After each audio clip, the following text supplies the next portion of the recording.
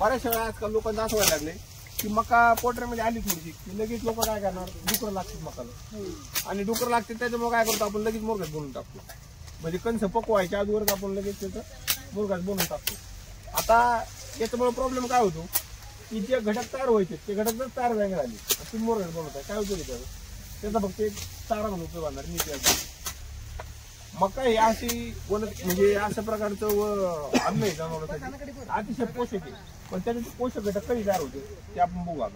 आता सध्या पोरांनी आता मका तोडलेली.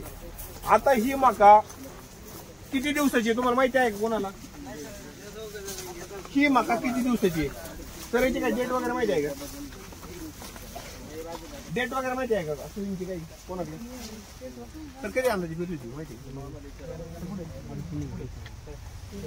2.5 ते 3 महिने ना 70 ते 80 दिवसापर्यंत म्हणणं आहे यांचं. आता आपण सगळ्यात पहिलं काय बघू मकाचं ज्यावेळेस झाड तुम्ही बघता मकाचं ज्यावेळेस तुम्ही झाड बघता आता झाडाचा व्हिडिओ करा 1 मिनिट. आता तुम्ही मकाचं झाड बघताय सगळ्या कधी पण हे झाड बघताना लक्षात परत असं सर्कल करा बाकीच्यांना दिसणार नाही. बाकीच्यांना बघू दे. आता ही मका ऍक्च्युअली ना आफ्रिकन टॉल मका आहे बरं का. ऐका आता ही शक्यतो मका करताना मका कोणत्या व्हरायटीची करायची? लाल मका करायची मुरघासासाठी पांढरी मका करायची नाही. त्याचं कारण असं आहे गाईचं दूध कोणत्या कलरचं असतं? पांढरं आणि पिवळसर असतं थोडं. म्हशीचं दूध कसं असतं? प्युअर पांढरं असतं. पण गाईच्या दुधाला पिवळसरपणा असतो. गाईच्या दुधाची फॅट कशी असते? पिवळ्या कलरची. ती पिवळ्या कलरची काय ती माहिती आहे तुम्हाला? दुधामध्ये कॅरोटीन नावाचा एक घटक असतो. तो कॅरोटीन घटक पिवळसर कलरचा असतो म्हणून गाईचं दूध हे पिवळं असतं. म्हशीच्या दुधाला पिवळा कलर नसतो कारण म्हशीच्या दुधातून तो कॅरोटीनचा घटक येत नाही. लक्षात आलं का? पांढरं दूध आणि पिवळसर दूध गाईचं काय फरक आहे? कशामुळे येतो? ते कॅरोटीन नावाचे घटक असतो.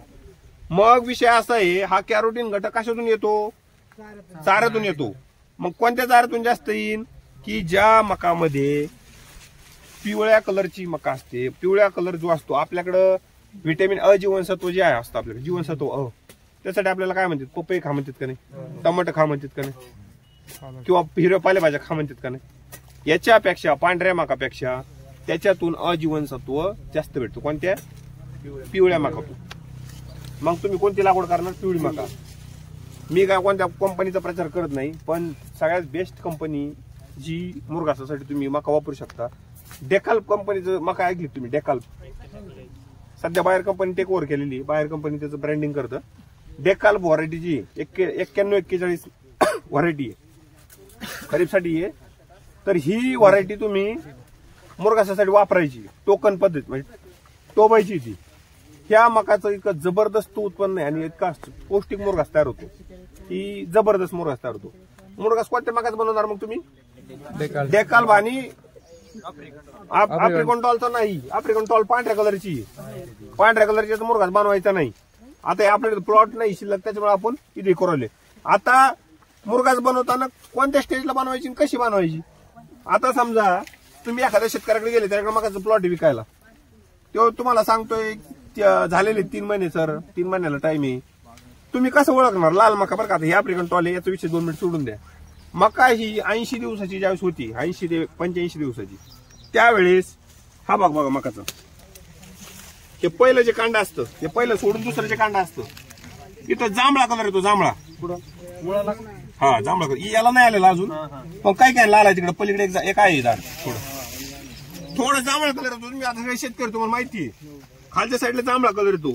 ज्या वेळेस जांभळा कलर येईल खालच्या एका कांडीला त्यावेळेस ती मका मुरघासासाठी पोषक आहे म्हणजे उत्कृष्ट आहे. तुम्ही त्यावेळेस मुरघास बनवू शकता. पुढची गोष्ट अशी आहे मुरघास बनवताना जो मका आहे त्याचं ड्राय मॅटर किती पाहिजे? ड्राय मॅटर म्हणजे त्यात पाणी किती पाण्याचं प्रमाण किती शुष्क पदार्थाचं प्रमाण किती पाहिजे? नाही जवळपास त्याच्यातलं ड्राय मॅटर 30 ते 35% पर्यंत ड्राय मॅटर पाहिजे. म्हणजे 65% काय पाहिजे त्याच्यात? 35% तरी ड्राय मॅटर पाहिजे. काही काही अतिशय वल्ल्यात मका लगेच हे करून टाकतात लोक. आता ही गोष्ट झाली. आता पुढचं हे बाकीच्या सगळ्या गोष्टी सोडून द्यायच्या. मी आता सांगितलं ते जर नाही तुम्ही केलं तरी चालेल. सगळ्यात पहिलं काय करायचं, प्लॉटर गेल्यानंतर मकाचं कणीस घ्यायचं. 4-5 कणस घ्या, एकाच कणसावर डिटर्मिनेशन करायचं नाही. हे कणीस तुम्ही मोडलं, ही नेमकी आता पिवळी मका नाहीये, ही पांढरी आहे. ज्या वेळेस तुम्ही मका घेता, मकाचं काय केलं, कणीस कट केलं मधून, ते बघताना काय करायचं, हे दाणे आहेत असे सगळीकडून. खालची साईड आहे अर्धी साईड पांढरी राहते, अर्धी साईड पिवळी राहते. अर्धी साईड पिवळी राहते, अर्धी साईड पांढरी होती. त्या स्टेजला मकाचे दाणे मुरघासा योग्य असतात. लक्षात आलं. पुढची गोष्ट, त्याच्यातून काय करायचं, 2-3 दाणे हातात घ्यायचे. हे दाणे हातात घेतले. आता हे दाणा मी फोडला, असा काय निघला, चिक निघली. आता ह्या स्टेजला बनवणार का तुम्ही, का काय कधी बनवणार मुरघास? ह्या स्टेजला. आपल्याकडे लोक काय म्हणतात, चिकाच्या स्टेजला मुरघास बनवायचा. ही गोष्ट माझ्या हिशोबाने तर मला आवडत नाही. कारण की तुम्हाला कारण सांगतो त्याचं. आता ही पांढरी मका शक्यतो इथं जरी पिवळी मका असती त्याच्यात बदल असता. ज्यावेळेस तुम्ही दाबता याच्यातून काय होते, दूध बाहेर पडते. या दुधाबरोबर थोडं असं पावडर आहे. हे बघा ही पावडर अजून कधी तयार झाली असते मला सांगा बरं. अजून थोडं जर कणीस निमर झालं असतं. म्हणजे कोणत्या स्टेजला आपण हुरडा खातो, कणीस भाजून खातो का, ते याच्यानंतर थोडी स्टेजला खातो नाही. म्हणजे त्यात थोडा आपल्याला काहीतरी घटक भेटन का, अशी चिका स्टेजला लगेच करतो. दाणे निभार म्हणजे थोडस तुमच्या हाताने दाणा दाबला पण पाहिजे, आणि त्यातून पीठ पण बाहेर निघलं पाहिजे. एवढं बी निभार नाही झालं पाहिजे का दाणा हाताने दाबीचं जरी पोटानं, मग तर सगळ्या कार्यक्रमच होत नाही. लक्षात आलं. मधल्या स्टेजला म्हणजे दाणा दाबायचा आणि त्याच्यानंतर त्यातून थोडंसं पीठ आलं पाहिजे. चिक नाही आलं पाहिजे कम्प्लीट, थोडाफार येईल पण जास्त नाही. ऐका शांत बघा. ह्या स्टेजला मुरघास बनवायचा. ही स्टेज कधी असती, 85 ते 90 दिवस, 87 दिवसाच्या दरम्यान ह्या स्टेजला मका असती. तर ह्या स्टेजला मुरघास बनवायचा. हे काय सांगतोय तुम्हाला, याच्यातून काय भेटणार आहे जर ते पीठ आलं तर. ते पिठात काय असतं सांगा बरं. ठीक आहे. मकामध्ये मका आपण कशासाठी प्रिपेअर करतो, एनर्जीसाठी. प्रोटीन नाही, प्रोटीन असतं त्याच्यात 9%, पण त्याच्यात सगळ्यात महत्वाचा कोणता घटक आहे, स्टार्च. स्टार्च म्हणजे त्याला स्टार्च हा एनर्जीचा अतिशय चांगला घटक आहे. म्हणजे ग्लुकॉन डी पितो का आपण, ग्लुकॉन डी काय, साखरेची पावडर आहे का काय, सांगा बरं. ग्लुकॉन डी काय असतं, आपण जे पितो थकवा आल्यावर, आपण कबड्डी बिबड्डी खेळल्यावर. पण तयार कशापासून करते ग्लुकॉन डी, साखरेची पावडर करत असेल ना, नाही का, गोड तर लागायची का नाही. ग्लुकॉन डी बनती मकापासून. मकामध्ये जो स्टार्च असतो का, स्टार्च मी जे सांगतोय तुम्हाला आता, तो स्टार्ची मकापासून लय बनतं. काय काय नुसतं मुरघास नाही बनत, लय काय काय बनतं मकापासून. म्हणून सांगतोय याच्या लॅक्टोज हा काय एनर्जीचा घटक आहे. मग दुधात सगळ्यात जास्त घटक काय, लॅक्टोज किती टक्के, 4.5% ते समजा नॉर्मल व्हेरिफिकेशन. ठीक आहे, एवढं पकडलं. मग सगळ्यात जास्त ते काय, लॅक्टोज हा एनर्जीचा घटक आहे. याच्यात काय एनर्जी, मग गायला काय खाऊ घालावं लागणार आपल्याला, एनर्जी खाऊ घालावं लागणार, मका मुरघास खाऊ घालावं लागणार. मग आता काय करायचं आपण, आता हे सगळं झालं, तुम्ही मका सिलेक्ट केली, सगळं केलं. मला सांगा तुम्ही मुरघास बनवायचं आपल्याला.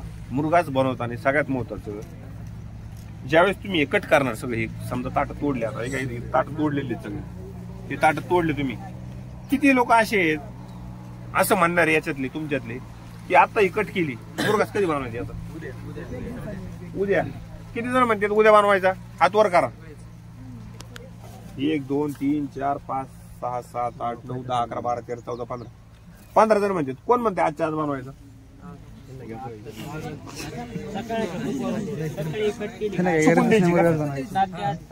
चुकून का द्यायची,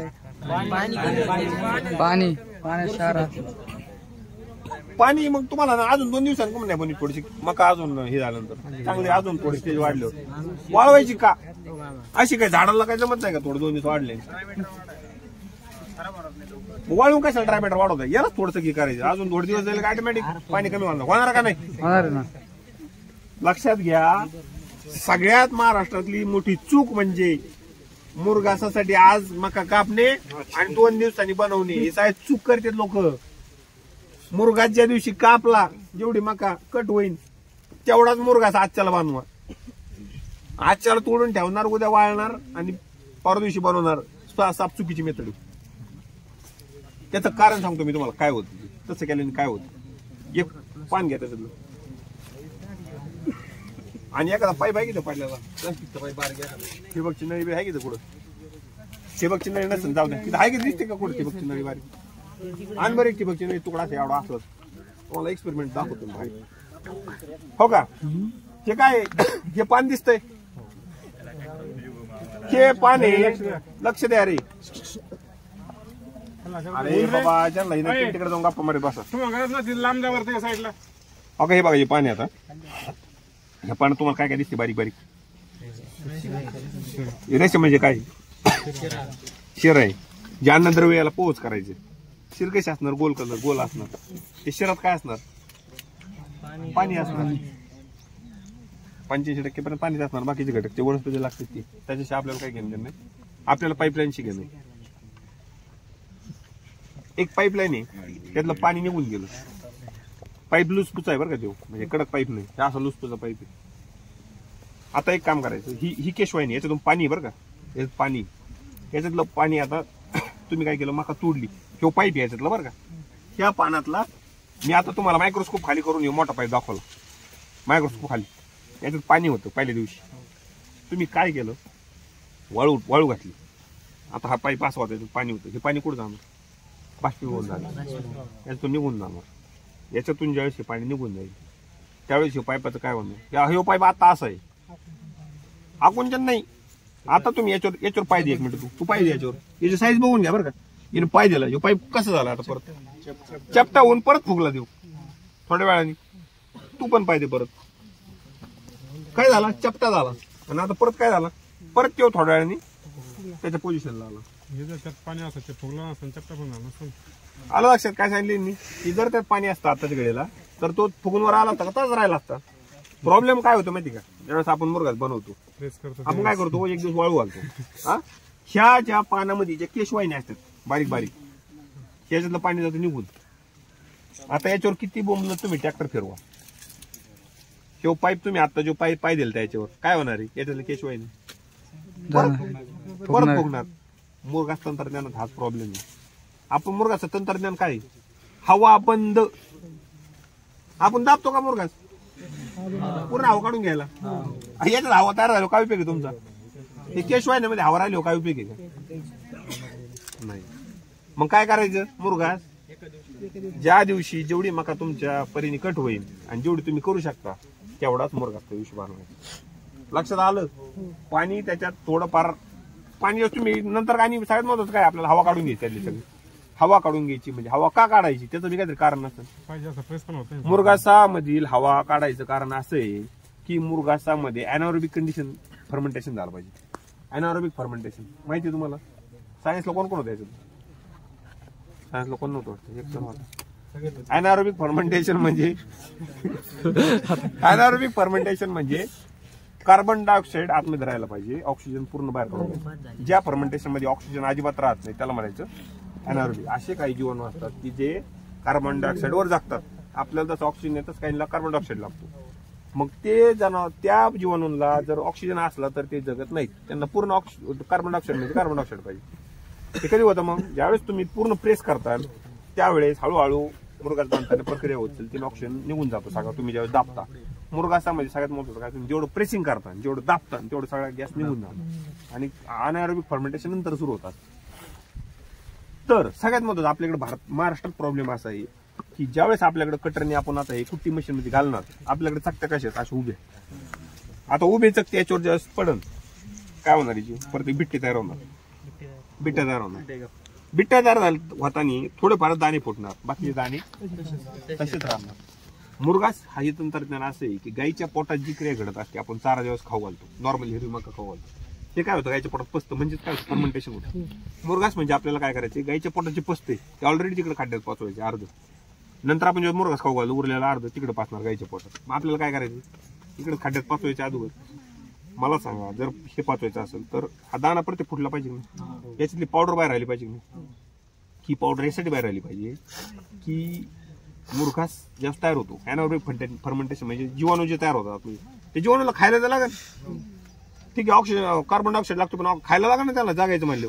ते कशावर जगतात माहिती, हे खातात ती याच्यातली जी पावडर असते ना ते खातात आणि त्याच्यापासून एनर्जी तयार होत असते, त्यांनी ती उपलब्ध करत असते काही काही घटक. तर जर तुम्ही हे दाणे जर फुटले नाही त्याचं फर्मेंटेशन होईल का? मग आपल्याकडे काय होतं सध्याच्या घडी, आपल्याकडे सगळे शेतकरी एवढे मेहनत करतात, पण प्रॉब्लेम शेतकऱ्याचा नाही. आपल्याकडे अजून टेक्नॉलॉजी आल्या नाहीत, तसे कटर आले नाहीत. काही काही शक्तिमान वगैरे काही कंपन्यांनी केलंय, मग येडे येते शेतकरी.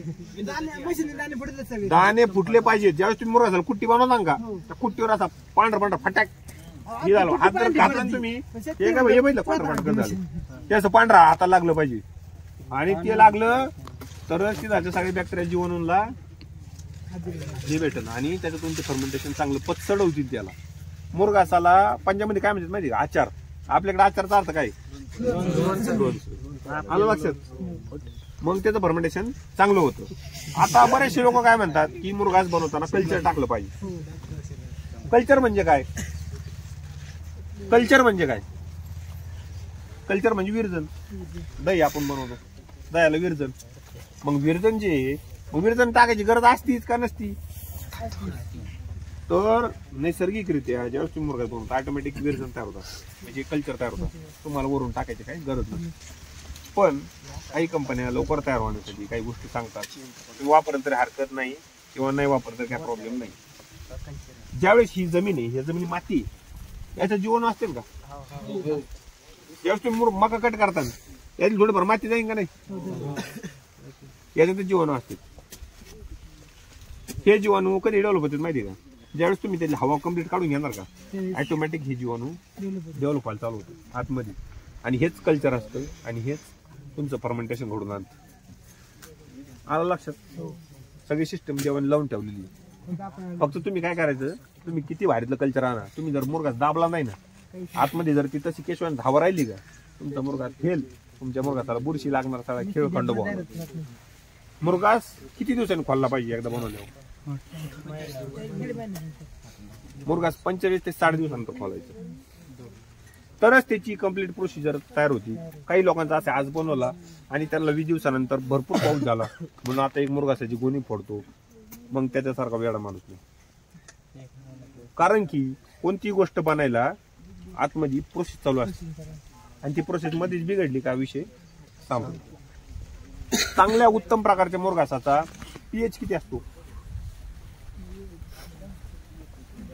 मुरघासाचा पीएच किती असतो काय त्यांना माहिती आहे का?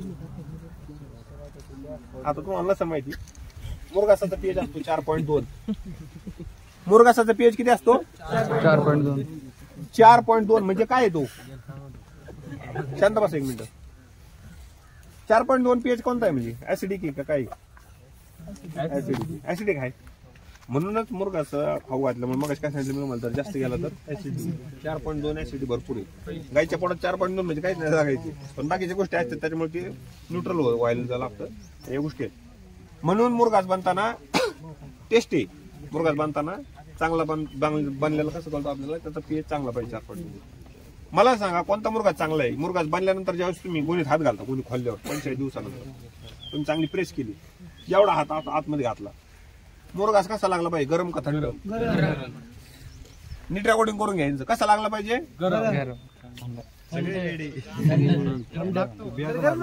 म्हणजे तुम्ही मुरघास चुकीचा बनवताय बाळांनो. मुरघास एवढा हात खाली घातला का, वरचा चाला एवढा 4-5 बोट आहे ना, तो गरम लागतो कारण उन्हाने गरम होतो वरचा. पण मुरघासाचा हात एवढा घातला का तो गारच लागला पाहिजे, तरच तुमचा तो मुरघास चांगला बांधलाय. नाहीतर तुमचा मुरघास फेल, गरम झाला म्हणजे तो फेल आहे. एवढा खाली हात जर घातला आणि गरम लागला, मुरघास तुमचा फेल झालेला आहे, तुमचं फर्मेंटेशन फेल झाले. म्हणून बाळ तुम्हाला सांगतो मी, मुरघास कधी पण बॅग मध्ये बनवू नका. बॅग मध्ये त्याची प्रेसिंग होत नाही.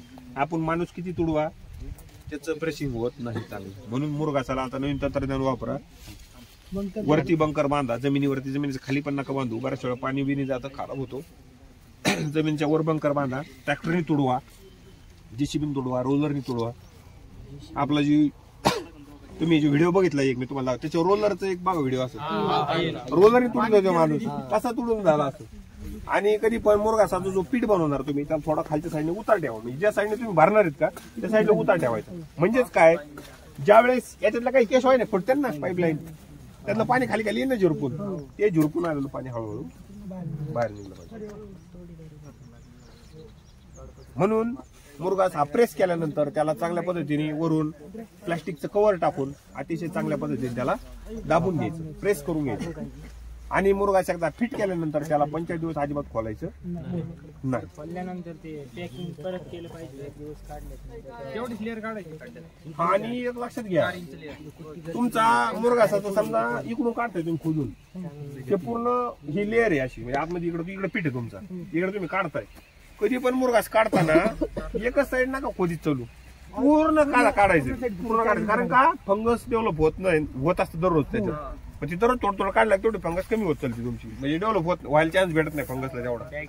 ओके, बॅगला पण तसंच करायचं, एका साईडने नाही करायचं.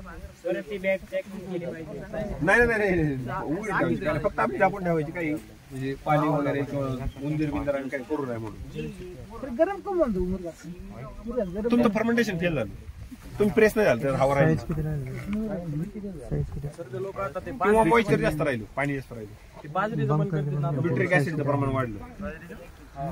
मी तुम्हाला सांगतो, कोणी किती काही बी सांगू बरं का, कोणी किती काही सांगू, ऐका आपण शूटिंग करून राहिलोय, कोणीही काही म्हणू, मुरघासा शिवाय कशाचाच मुरघास बोलू नका, मका शिवाय कशाचाच मुरघास बोलू नका, सगळे फेल होते. एवढा शेतकरी मेहनत करतो राव. एक मिनिट शांत बसा, एक मिनिट शांत बसा. कशाचाही बाकीचं मुरघास बोलू नका, मका शिवाय सगळं फेल झाले लोक. बऱ्याच लोकांनी बनवलंय आणि गाईला खाऊ घालतो, ते बुरशीन एवढं. माझ्या हातून विनंती, तुम्ही मुरघा मकाशिवाय मुरघास कशाच बोलू नका. गिन्नीचा मिन्नीचा कशाचा बी त्याचं मॉइश्चर माहित नाही काय, काही करतात. अरे तुम्ही किती कष्ट घ्या राव त्यासाठी, हिरवा खाऊ घाला ना, उगा जास्त आहे म्हणून. मेगा शूट कसं आहे, त्याच्यात थोडा कॉर्न मकाचा संकर आहे, त्याच्यामुळे तो म्हणजे अजून मला काय त्याचं माहित नाही, हा पण होऊ शकतो सक्सेस, काय प्रॉब्लेम. मकाचा संकर आहे त्याच्यामुळे, ठीक आहे. फक्त मॉइश्चर सगळ्यात महत्वाचं तुम्हाला माहित पाहिजे. ओके, हे झालं. आता अजून काय काय मुरघास तुमचे प्रश्न आहेत? खड्ड्यात म्हणजे कसं आहे, सोपं आणि आपल्याकडे काय जमीन आहेत लोकांकडे, त्याच्यामुळे ते वरच बांधवा. हा मुरघास, आता समजा मुरघास तुम्ही बनवला, मुरघासा ड्रायमीटर किती पाहिजे? 27 ते 30% ड्रायमीटर पाहिजे. काय की मुरघास जर वळला तुम्ही मका जर लवकर कापली तर ड्रायमीटर त्याच्यात लय कमी भेटतो, 20 ते 20%. ड्रायमीटर कसं ओळखायचं मकाचा? कधी पण काय करायचं, तिकडे कुट्टी करून ठेवली त्यांनी, आता कुट्टी करून ठेवली, एक कमी लावणार कोणतरी जबर, एक थोडं कमीला बनवणार. तुम्हाला मी शिकवतो, कमीला कुट्टी घेऊन ये लवकर आण. ती कुट्टी का आणायची सांगितली मी त्यांना, ती कुट्टी म्हणजे थोडक्यात थोड्या वेळ तुम्हाला मुरघास समजून सांगतो, म्हणजे तो मुरघास थोडक्यात आणून राहिली. हा लगेच निघू आपण, फक्त आता बरं जाऊ आणल्यावर तिथे सांगतो तुम्हाला. मुरघास काढला का तुम्ही, तो काय करता, लाडू बनवायचा. मुरघास काढला असं दाबायचं जोरात, जेवढा लाडू फिट तेवढं काय त्याचं ड्रायमीटर जास्त का पाणी जास्त? पाणी जास्त, म्हणजे त्याचा ड्रायमीटर काय कमी. लाडू बनणार, पण लाडू कसा असतो किंवा हळूहळू फुगत चालतो, जेवढा हळूहळू फुगणार तेवढं ड्रायमीटर जास्त. नाही जेवढं लवकर फुगल, म्हणजे तुम्ही असं टाकलं लगेच जर फुगलं तर ड्रायमीटर जास्त आहे, हळूहळू झाला म्हणजे कमी आहे त्याचं, म्हणजे पाणी जास्त आहे. थोडक्यात सिंपल मेथड ही, काय याच्यात काही लय जनरल नॉलेज नाही वेगळं. लय बोललं नाही पाहिजे. मी तुम्हाला काय सांगितलं, खालची ती स्टेज आणि वरची मागे स्टेज, त्याच्यावरून तुम्हाला अंदाज लागतो बरोबर. म्हणजे हे सगळ्या 5-6 गोष्टी तुम्हाला लक्षात आल्या पाहिजे त्यावेळेस हे बनवायचं. ठीक आहे, ओके. आता आपल्या रूम मध्ये चाला, तिथं आपण उरलेलं डिस्कशन. इथं ड्रायमीटर कसं ओळखायचं, असं तुम्ही मुरघास घेतला गमिल्यातून, त्याला काय करायचं, असं दवा पाहिजे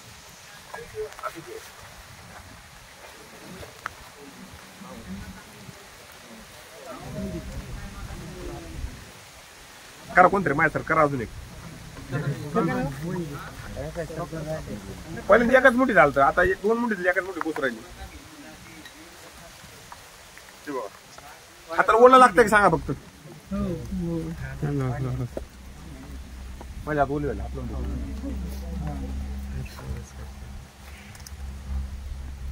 आता याला सोडायचं जवळपास. आता हे जो स्पीड आहे त्यांचं पण दाखव. हा जो स्पीड हा उत्तम आहे. म्हणजे ही मका आहे ना मुरघासाची योग्य आहे सध्याच्या घडीला. म्हणजे अजून एक 2-3 दिवस जरी थांबलं तरी हरकत नाही. पण ठीक आहे तुम्ही करू शकता. आफ्रिकन टॉल आहे ऍक्च्युली, पण तुम्ही करू शकता याचा मुरघास याच्या स्पीड वरून. आता हे जर कसं आहे, हे जर एकदमच स्लो आला असतं ना वर, मग आपण समजा अजून टाइम लागणार. हा कधी कधी काय होते आता काही घटक तसं नाही. काय करू नुसतं आपल्याला किती दाबला असताना काही झालं नसतं. डायमीटर जर एखादं जास्त असतं ना ते लगेच फुगलं असतं नुसतं. आता मी तुम्हाला काय सांगतो मगाशी, आपल्याकडं मोठी मशीनचा प्रॉब्लेम आहे. बरं झाले बिट्टे आले. हे बघा हे दाणे फुटले का, हे तसेच राहणार. जे जीवाणू तयार होणार आहेत मुरघासामध्ये ते याच्यावर क्रिया करू शकतील का,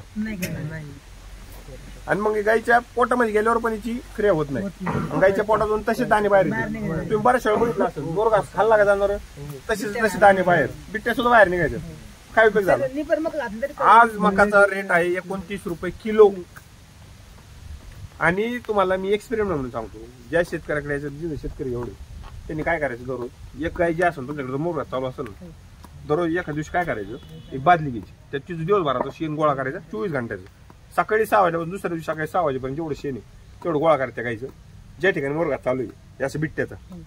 आणि शेण काय करायचं, धुवायचं पाण्याने. आपली चाळण असते, चाळणी आपली लावायची आणि त्याच्यात शेण टाकायचं, प्रेशरचं पाणी लावायचं. ते बाकीचं सगळं खाली जाणार निघून. जे अपचन झालेलं आहे का ते अपचन झालं तुम्हाला सगळं वर दिसणार. ते साईड ठेवायचं, परत दुसरं धुवायचं शेण अजून. असं सगळं करून तुम्ही मोजा किती माका निघायची दररोजची. तुम्ही कॅल्क्युलेशन करू शकता एक गाय किती रुपये आपल्याला लॉस्ट करू राहिली. आणि काढा 29 रुपयाची किलोची हिशोबाने मकाचा रेट काय आहे.